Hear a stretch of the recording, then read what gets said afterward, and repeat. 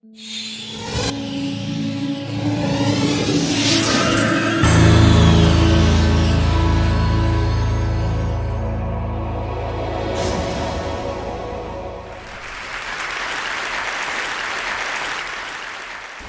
do you explain when things don't go as we assume? Or better, how do you explain when others are able to achieve things that seem to defy all of the assumptions? For example, why is Apple so innovative? Year after year after year after year, they're more innovative than all their competition. And yet, they're just a computer company. They're just like everyone else. They have the same access to the same talent, the same agencies, the same consultants, the same media. Then why is it that they seem to have something different? Why is it that Martin Luther King led the civil rights movement? He wasn't the only man who suffered in a pre-civil rights America, and he certainly wasn't the only great orator of the day. Why him? And why is it that the Wright brothers were able to figure out controlled powered manned flight when there were certainly other teams who were better qualified, better funded, and they didn't achieve powered manned flight, and the Wright brothers beat them to it? There's something else at play here. About 3.5 years ago, I made a discovery, and this discovery profoundly changed my view on how I thought the world worked, and it even profoundly changed the way in which I operate in it. As it turns out, there's a pattern. As it turns out, all the great and inspiring leaders and organizations in the world, whether it's Apple or Martin Luther King or the Wright brothers, they all think, act, and communicate the exact same way, and it's the complete opposite to everyone else. All I did was codify it. And it's probably the world's simplest idea. I call it the golden circle.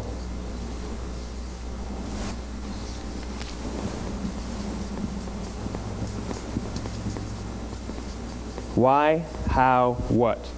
This little idea explains why some organizations and some leaders are able to inspire where others aren't. Let me define the terms really quickly. Every single person, every single organization on the planet knows what they do, 100%. Some know how they do it, whether you call it your differentiating value proposition or your proprietary process or your USP. But very, very few people or organizations know why they do what they do. And by why, I don't mean to make a profit. That's a result. It's always a result. By why, I mean what's your purpose? What's your cause? What's your belief? Why does your organization exist? Why do you get out of bed in the morning? And why should anyone care?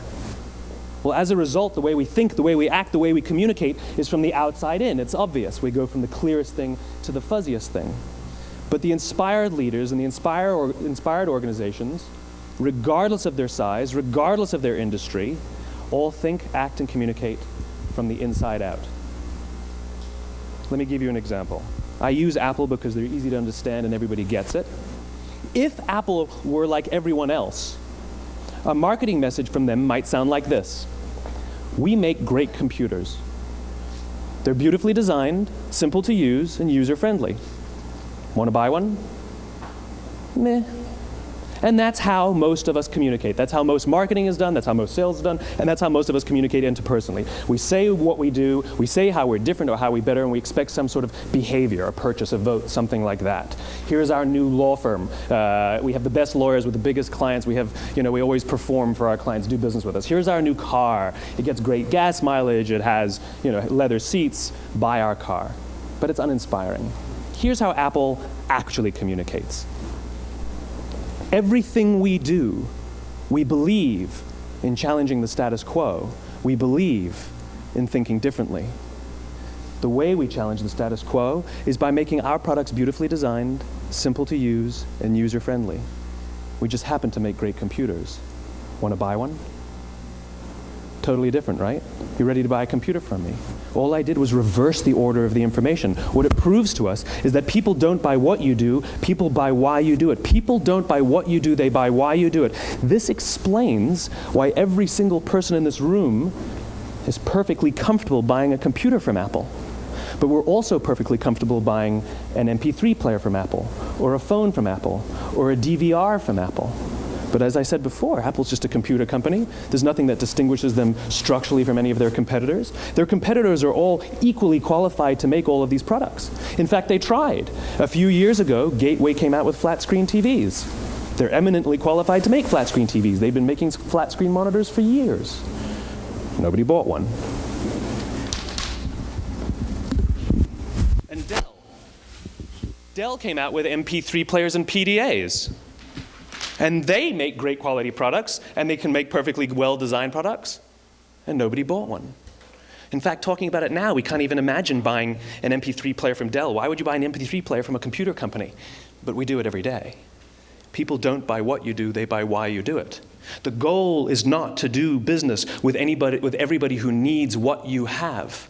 The goal is to do business with people who believe what you believe. Here's the best part. None of what I'm telling you is my opinion.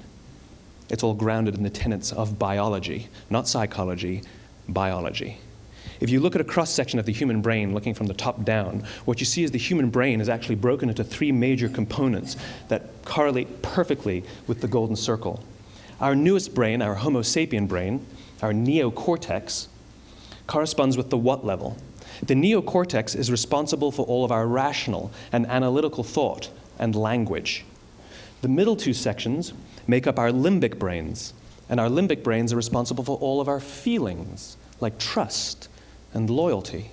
It's also responsible for all human behavior, all decision-making, and it has no capacity for language. In other words, when we communicate from the outside in, yes, people can understand vast amounts of complicated information like features and benefits and facts and figures. It just doesn't drive behavior. When we communicate from the inside out, we're talking directly to the part of the brain that controls behavior, and then we allow people to rationalize it with the tangible things we say and do. This is where gut decisions come from. You know, sometimes you can give somebody all the facts and your figures, and they say, I know what all the facts and details say, but it just doesn't feel right. Why would we use that verb? It doesn't feel right. Because the part of the brain that controls decision-making doesn't control language. And the best we can muster up is, I don't know, it just doesn't feel right. Or sometimes you say you're leading with your heart or you're leading with your soul. Well, I hate to break it to you, those aren't other body parts controlling your behavior. It's all happening here in your limbic brain, the part of the brain that controls decision-making and not language. But if you don't know why you do what you do, and people respond to why you do what you do, then how will you ever get people to vote for you or buy something from you, or more importantly, be loyal and want to be a part of what it is that you do? Again, the goal is not just to sell people who need what you have. The goal is to sell to people who believe what you believe. The goal is not just to hire people who need a job. It's to hire people who believe what you believe. I always say that, you know, there's, if you hire people just because they can do a job, they'll work for your money. But if you hire people who believe what you believe, they work for you with blood and sweat and tears. And nowhere else is there a better example of this than with the Wright brothers. Most people don't know about Samuel Pierpont Langley. And back in the early 20th century, the pursuit of powered man flight was like the dot-com of the day. Everybody was trying it. And Samuel Pierpont Langley had what we assume to be the recipe for success. I mean, even now, you ask people, why did your product or why did your company fail? And people always give you the same permutation of the same three things. Undercapitalized, the wrong people, bad market conditions. It's always the same three things. So let's explore that. Samuel Pierpont Langley was given $50,000 by the War Department to figure out this flying machine. Money was no problem. He held a seat at Harvard and worked at the Smithsonian and was extremely well connected. He knew all the big minds of the day. He hired the best minds money could find, and the market conditions were fantastic. The New York Times followed him around everywhere, and everyone was rooting for Langley.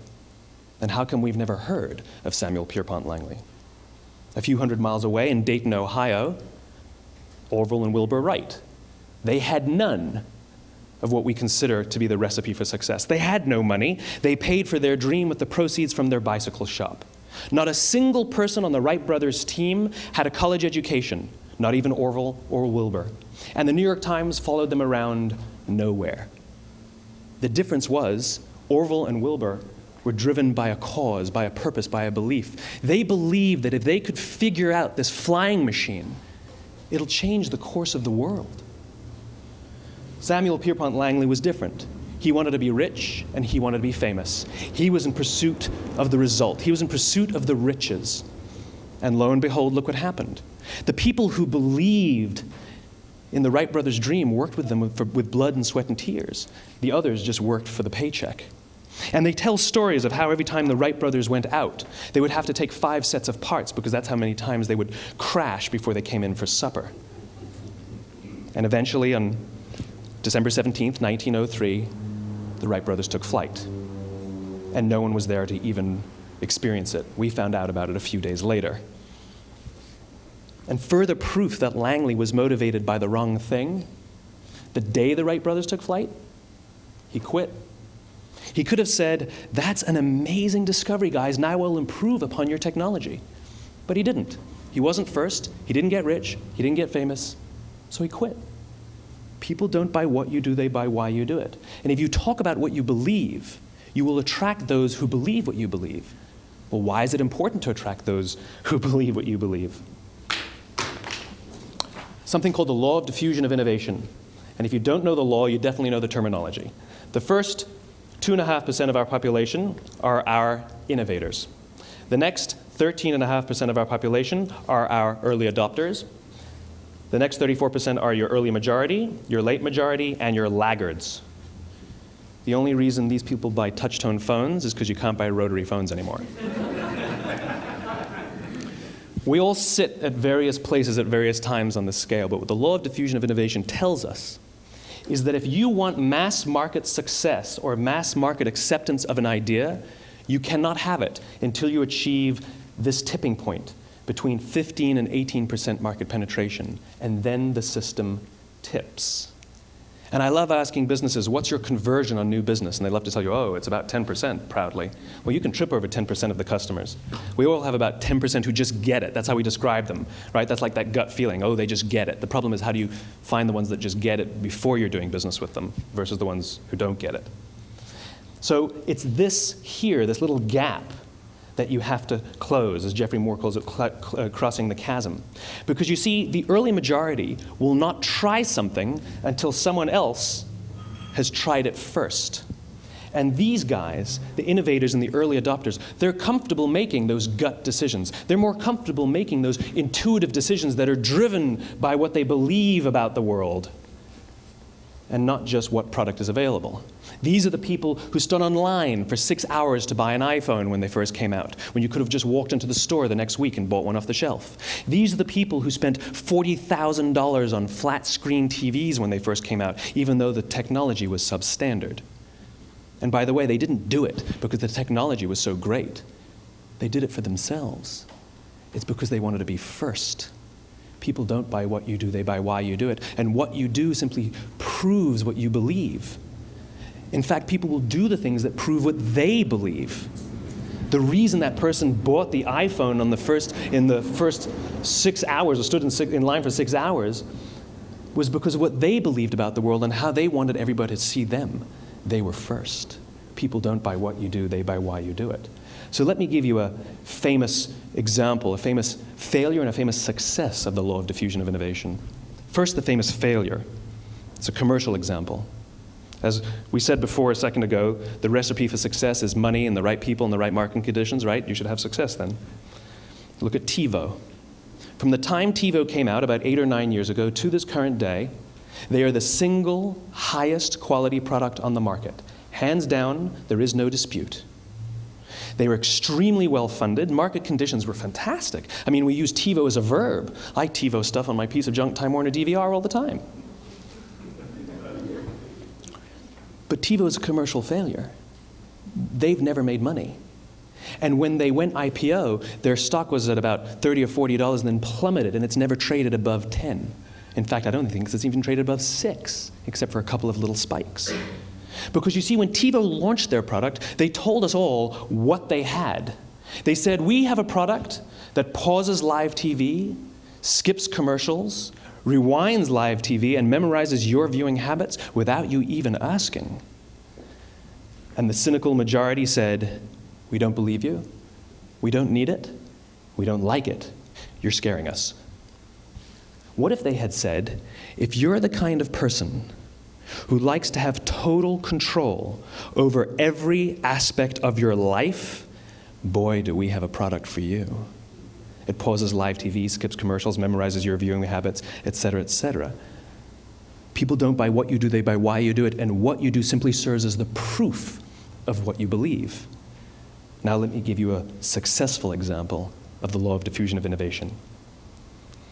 In the summer of 1963, 250,000 people showed up on the Mall in Washington to hear Dr. King speak.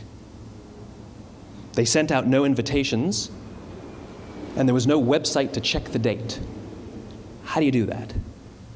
Well, Dr. King wasn't the only man in America who was a great orator. He wasn't the only man in America who suffered in a pre-civil rights America. In fact, some of his ideas were bad, but he had a gift. He didn't go around telling people what needed to change in America. He went around and told people what he believed. I believe, I believe, I believe, he told people.